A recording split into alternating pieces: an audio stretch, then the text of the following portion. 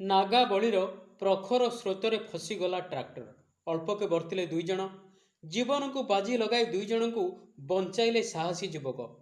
ରାୟଗଡ଼ା ଜିଲ୍ଲା କୋଲନରା ବ୍ଲକର ଇମାଲିଗୁଡ଼ା ନିକଟରେ ନଦୀ ପାର ହୋଇଥିବା ବେଳେ ଏକ ଟ୍ରାକ୍ଟର ପ୍ରବଳ ସ୍ରୋତ ମଧ୍ୟରେ ଫସି ଯାଇଥିଲା। ଟ୍ରାକ୍ଟରର ଚାଳକ ପ୍ରକାଶ ପେଦେଣ୍ଟି ଓ ଜଣେ ନାବାଳକ ଦୀର୍ଘ ସମୟ ଧରି ନଦୀ ମଝିରେ ଅଟକ ରହିଥିଲେ। ପ୍ରବଳ ସ୍ରୋତ ଯୋଗୁଁ କେହି ନଦୀ ଭିତରକୁ ଯିବାକୁ ସାହସ କରିପାରିନଥିଲେ।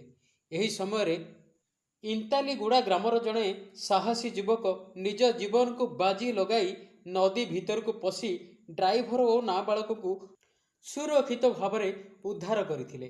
ଫଳରେ ଏକ ବଡ଼ ଅଘଟଣରୁ ଅଳ୍ପକେ ବର୍ତ୍ତି ଯାଇଛନ୍ତି। ଇମାଲିଗୁଡ଼ା ନିକଟରେ ନାଗାବଳୀ ନଦୀ ପ୍ରବାହିତ ହୋଇଥିବା ବେଳେ ନଦୀ ଆରପାରିରେ ପ୍ରାୟ 10ଟି ଗ୍ରାମ ଏବଂ ଚାଷ ଜମି ରହିଛି। ଦୈନନ୍ଦିନ କାମ ଓ ଚାଷ ପାଇଁ ଲୋକଙ୍କୁ ନଦୀ ପାର ହେବାକୁ ପଡ଼ୁଛି।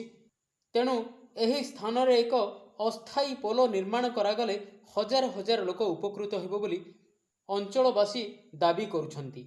ପୋଲଟି ନିର୍ମାଣ ହୋଇଗଲେ ଏଭଳି ବିପଦର ଲୋକମାନେ ସମ୍ମୁଖୀନ ହେବେ ନାହିଁ ବୋଲି ଗ୍ରାମବାସୀମାନେ କହୁଛନ୍ତି।